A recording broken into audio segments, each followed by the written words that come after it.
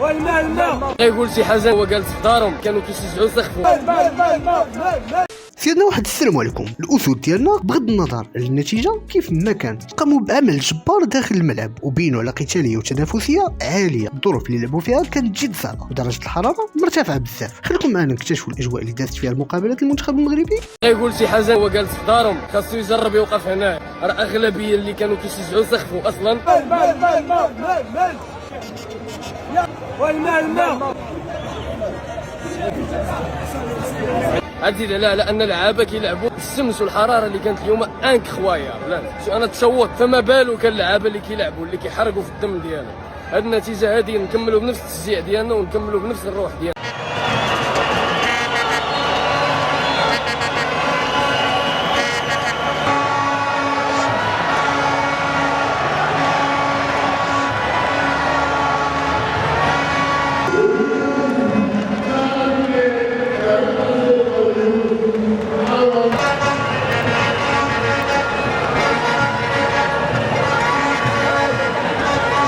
وكيف العاده خلونا ارائكم وتعليقاتكم حول هذا الموضوع وتابعونا على قناه ميكرو مغربي.